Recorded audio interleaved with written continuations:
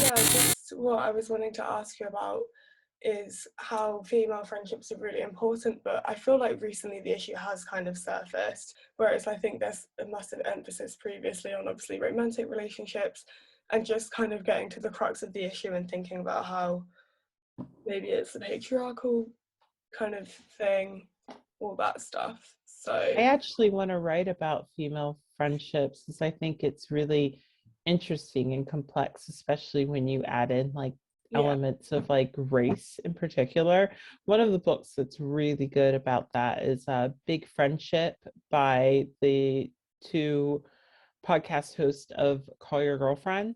okay, It's such a good book. If you're interested in this yeah, topic, I highly suggest you give it a read. But yeah, I think I would not be anywhere where I am on social media without the friendship of women and non-binary people.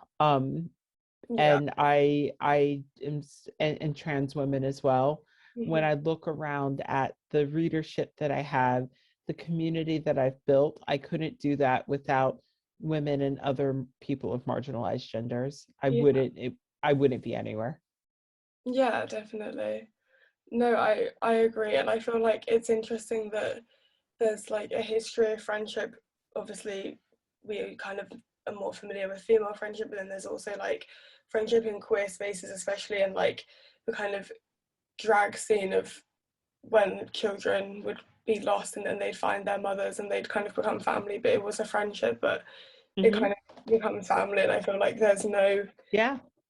yeah, and there's not really, I find it interesting that it's more stigmatized around male friendships. Like obviously I think more men are starting to be like more open about their friendships, but I feel like, I don't know what you think, whether toxic masculinity Oh, potentially I affects honestly it. think toxic masculinity does such a disservice for men. I mean, I look at like, my dad, for instance, he's a senior citizen, and I think COVID has been hard for everyone.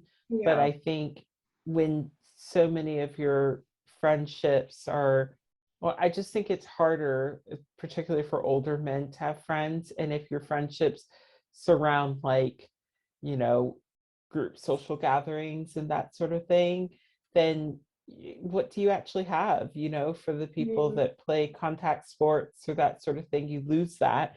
Where luckily, to be a person of a marginalized gender, it's not uncommon to just pick up the phone, call your friend to shoot the shit. And I yeah. do that pretty regularly. I have at least one like voice note conversation with one friend every single day. Yeah. And I don't feel like men are allowed that agency over friendships. I feel like there's a lot of toxic masculinity surrounding what sort of friendships you can have as a man. And I think that's quite sad. Yeah. I think it's sad as well. Yeah, I don't know. I hope that men are feeling more inspired and not, maybe not inspired, but just more able to be emotionally vulnerable. And I feel See, like I I feel like for men to have certain friendships, it always has to surround an activity. I mm, look at like my husband's friendships outside of like me, and it always comes from some sort of activity. I feel like for a man, you can't just meet someone cool and be like, you're cool, you want to hang out and do things, yeah, which is why like I think the movie I Love You Man was so like cute because it did sort of tackle a lot of those weird norms that we have in our society. yeah. I've not seen that, but I should watch You it. should watch it. It's Yeah. cute. It's about exactly that. Like this guy he's great, but he doesn't have a friend. Oh, And his partner points out to him, like, you need to make some friends of your own. And so it's all about him making a friend, basically. that does sound very wholesome. Sounds nice. It's very wholesome. Yeah, I feel good vibes. Oh, um, so kind of changing the route a little bit, but like, how do you think that, do you think it's outdated that society kind of encourages us to prioritize like romantic relationships? Obviously, they are really important, but do you feel like, Totally. yeah, Totally. And I think about the ways in which society, you know, think about like, could you immigrate to another country to be for a platonic relationship? We don't value that sort of thing, Yeah. right? Like say your your life partner is someone that you have a platonic relationship with. You couldn't move to the same country as them if they had a different nationality, you Yeah. know? So yeah, I think we have totally outdated views towards like what sort of love we value in our Yeah. society. No, I completely agree. I feel like, I mean, obviously, this isn't really about my opinions, it's about your opinions on this, but like, I'm Mhm. really a friends focused person, and I feel like quite a lot of guilt when I do prioritize like my boyfriend over my friends. I don't know why, I just feel Me like too. No, maybe I'm the same. it's And too you know strict. what it is, Um, though? I think it comes from a place of I was single for a very long amount of time. And I think it comes from a place of remembering what that feels like. yeah. Like, I don't trust people where they disappear when they get a partner. Like, if you disappear when you meet someone new romantically, stay gone. Like, because then when Yeah. it like falls apart, if it does fall apart, they always suddenly resurface and they're like, hey, let's be friends. And I'm like, no. And Yeah. so it's been very, very important to me, in my romantic relationship, and this is the longest romantic relationship I've ever had, um, to be sure and ensure that I leave space for my platonic friendships Yeah. because, like, I think your soulmate can be a lot of different things and it doesn't have to be a romantic thing. And Yeah. I think that my friends are very much my soulmates in a lot of ways. Yeah, no, I think that's really lovely, and I think that is really true. Like, you know, I think sometimes people view a romantic thing as a more permanent fixture in your life, but I actually think it's kind of the other way around. I feel like friends, they're a lot more solid. I mean, maybe Yeah, not because, but like that's just my experience. I just think that, no, I agree with you. yeah, Even during a pandemic, I was joking that like nobody was the winner in pandemics. Like, I know so many marriages that fell apart during the pandemic because it's hard. Like, nobody signed up to spend that much time with this person that you happen to love. Nobody signed up for that, no matter how much you love your partner. But at the same time, for people who are single, it was also really hard because nobody signed up for that much time alone. And so I keep joking. I'm like, the pandemic, nobody was a winner. Everybody lost. Now, yeah, no, that's true. whether or not you were spending it alone or whether or not you were spending it in, in lockdown with someone, it was hard regardless. I remember one day my partner was just sitting in the kitchen in the dark, and I came in, was like, "Are you okay?" And he was like, "Yeah, I just need to be by myself for a bit because we live in a really small flat." It's just like so sad. Yeah. The darkness as well, like helping the solitude, just like alone in the dark. Yeah, Uh, I it's think hard. it's good to be able, like, it's really good to be able to be open and communicate in the same way, like, with that you would with a partner, with friends as well, like being able to set boundaries with friends and have discussions with them, and no one should feel guilty for like, I almost feel like it's harder to set boundaries sometimes in friendships, mm, um, because I think sometimes people misunderstand what boundaries actually should look like. Like, I've had a lot of people who, when they've done something crappy, will go, "Oh, I'm setting a boundary." And it's like, no, you're not setting a boundary. You're evading responsibility, and like you're basically not owning that you did something crappy. So I feel like everybody talks about boundaries, but like not everyone Oh yes, a gin and tonic, please. My mother-in-law is offering me a gin and tonic. So lovely. I yeah, feel like everybody talks about boundaries, but not everybody actually understands what boundaries should look like, you yeah. know? No, I agree, and I feel like the way that we're not as expected to set boundaries in platonic relationships is probably because they haven't been viewed as serious as romantic ones. So Yeah, it, it's not like we're expected to be able to say like that's not okay. Um, yeah. yeah, Yeah, no, that's very, very true. And I think, yeah, any time that someone has done that, I'm setting a boundary thing, when you ask them for accountability for something they've done is hurtful. Anytime someone does that, it's always a person that I was really suspicious of from the start. Like, I feel like the friends that you are real friends and they're going to be in your life for a long time, you don't like, you can express boundaries if you need to, but you almost don't even need to express them Yeah. because they're not going to treat you in a way that they don't want to be treated. No, I That's the agree. thing. Like, I think understanding and talking about values and boundaries can be good. And sometimes you do need to express it. But I also think the perfect friendship is the friendship where a person, you don't have to ask a person, not to do something that hurts your feelings because they pay enough attention to the fact where you don't have to like spell it out. Yeah, no, I completely agree. Yeah.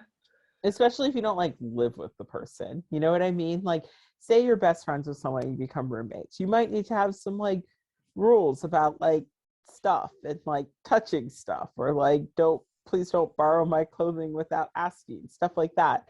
I totally understand having a boundary conversation about that. But with most of my friendships, I feel like I don't need to be like, this is a boundary, because if your friends are paying attention and are being not just respectful but intuitive, and really trying to understand you and listen to your needs, then you almost don't need to spell it out that way. Yeah. No, I agree. Yeah, no, I think that's interesting. Yeah, I mean, with the whole friendship soulmates thing, what do you think? What are some qualities that you think are really important in friendship, and how do those like define the friendships and make them strong? People that meet you halfway, you know what I mean? Like, people where it isn't one-sided and where it's very like fair, but it can be very unspoken. Like, there was a time period where like I did not have that much money and I was living at home, and my best friend was married and her partner, they lived in a house, and like, they financially, she was better off than me, and I always felt like whenever we would go out, she'd be like, oh, it's my turn to pay, but it really wasn't. She was just doing it because she was being thoughtful and going, okay, I've got a partner. We both have jobs. Aja lives in her mom's basement, like, it's quite a different thing. I suggested that we go to a movie, so I'll treat, because I know that like financially she's in a much different place than I am. That's being an intuitive friend, you know? Yeah, Um, and I feel like not everyone grasps that like that's the perfect part of a friendship.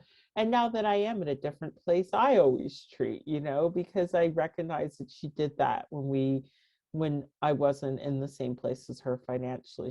She recognized that without making me feel bad about it. yeah, Um, I think that's a really intuitive way to look at it, or just like to like listen to the things that upset and bother your friends, because often someone doesn't have to tell you something as a trigger. If you listen, you'll be like, okay, this person obviously struggled with like disordered eating in the past, so maybe I need to be a little more conscious when I talk about sizing, or any of this stuff.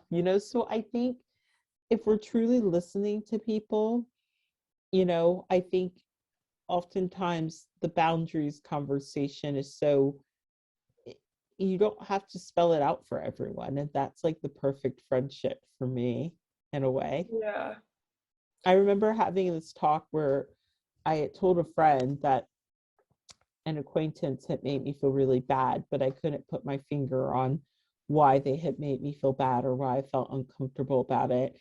And my friend was like, this person used you.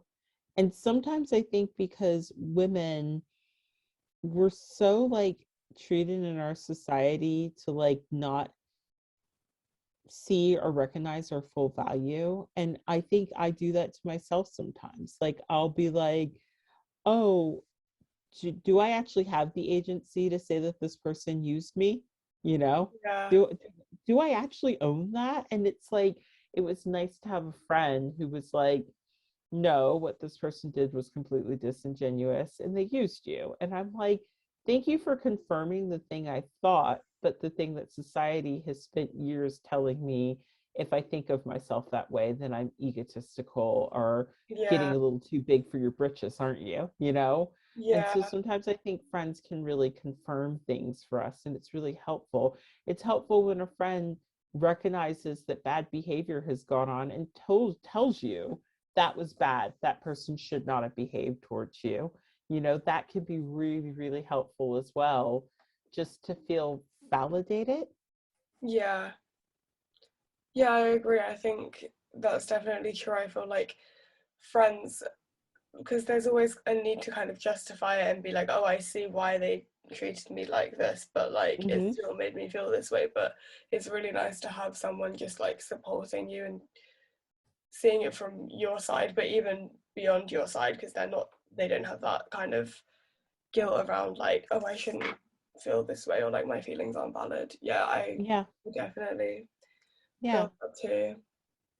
Um, yeah, so there was this quote from Bell Hooks that is quite long, so I don't really want to read it out, but like I might send it into the chat, but it's just Sure. it was quite interesting and I was just wondering if you could like comment on that. This is a little bit all over the place. I feel like I've jumped from It's friend okay. to like patriarchy, but we're just gonna go with it. I still um, think it's so important for people to have sharp, ongoing critique of marriage and patriarchal society. So once you marry within a patriarchal, no matter how alternative you want to be within your unit, there's still a culture outside you that, yeah, I could not agree more with this quote. Like, yeah, I've been explaining the idea of like labor to my partner and talking about how, like, the type of labor that is expected of someone like me versus him is completely different. Like, every year we do a holiday card, and that has fallen on me a lot of years. And this year I was like, right, you're going to take care of all the incidentals of the holiday card, yeah, like you will be the organizer of this because that falls on women because of how our society treats women. And I think he's still grasping the concept that, like, no, society does not treat us equal. Just because you like cook most of the meals doesn't mean that certain things don't fall on me. Like the fact that I buy clothing for like both of us. Like, I'm the person who does like the shopping because, one, like, I'm the sustainable fashion person, so like I know these things. And yeah, two, like, I do think that society allows men to be like, I don't know how to buy things, but it's yeah, like, well, you could really figure it out. yeah, Um, and I do that, and I want him to value it and to not treat it like it's an expectation of me, mm, because yeah, it is that way where women are like, oh, men can't find their way out of a cardboard box at a store. Okay, but why are they like that? yeah, Like, why is it completely. that most men will be like, I've never changed a diaper before in my life? Why? Yeah, Like, you should have changed a diaper before you had kids.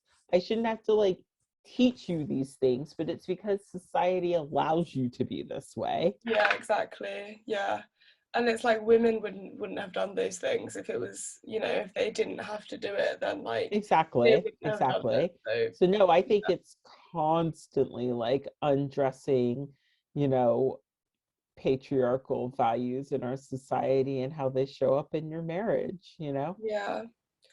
Yeah, and I think that kind of feeds in. I mean, I'm not married, so yeah, but Hmm. like I think it feeds into female friendships and how like it's nice to have a friend or like a person that understands how that feels and isn't part of the relationship, if you know what I mean. Like Yeah, totally. Totally, totally. yeah, an I agree. external source that like, understands how that feels. I think that's what unites people a lot of the time.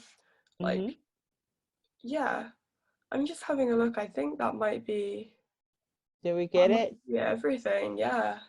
Cool.